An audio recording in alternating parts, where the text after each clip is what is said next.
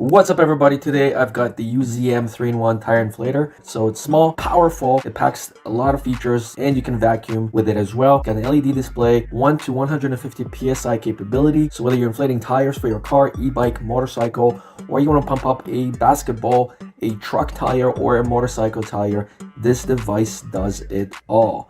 Let's dive in and see what it can do. This is the UZM 2-in-1 portable tire inflator and vacuum. Now, I've not seen a vacuum cleaner with a tire inflator.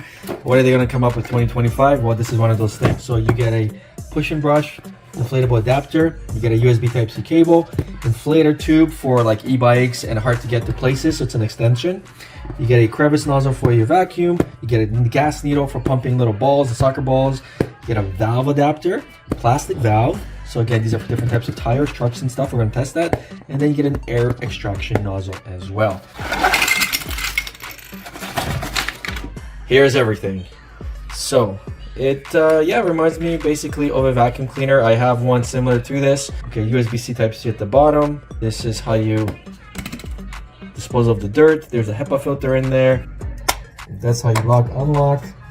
This is on its own. You basically rinse this, clean this. The vacuum cleaner is right here. Oh, it's a ceramic.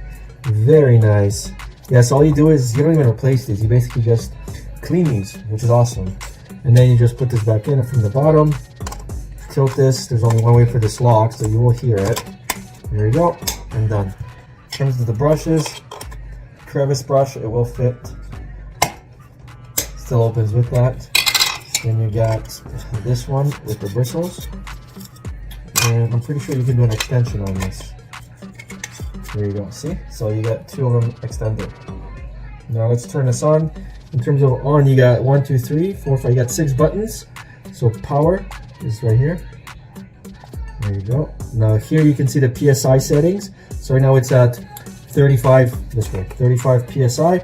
And the thing about these pumps is once you set the PSI setting and you start the pump, it's going to stop automatically. So you cannot overinflate something. In terms of the inflator, it's at the very bottom. So this is what you're going to grab, and you're going to screw it in, basically like that. It's kind of like a quick release almost, right? Then here is where you screw in the different thread attachments. Your battery indicator, so it comes fully charged. The plus and minus allows you to change the PSI setting. So what do you want to set it at? And let's try. So this is a vacuum cleaner.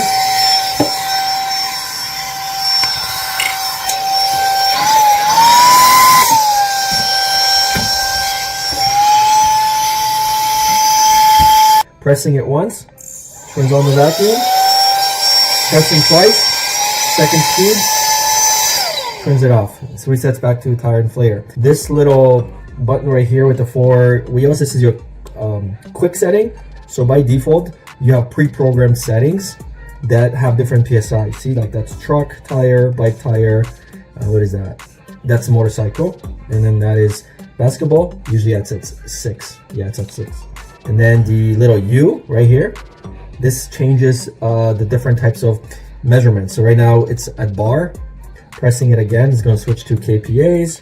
Pressing it again goes kilograms per centimeter square, and then back to PSI, right? So you can determine what you want. So now in terms of vacuum power, like I said, it's pretty good. So we're going to pick up basically level 1.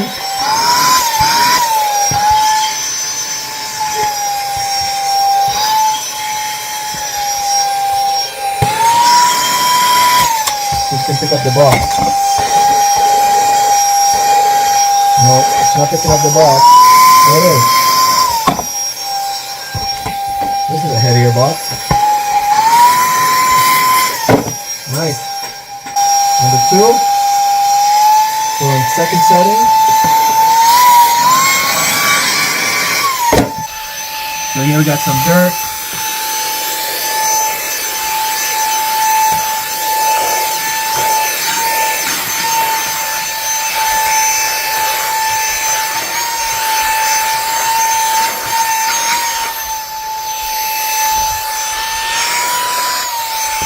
You can get it in here quite easily.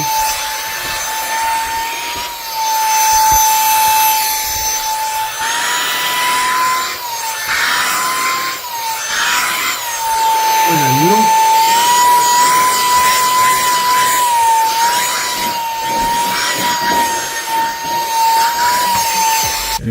let's see here.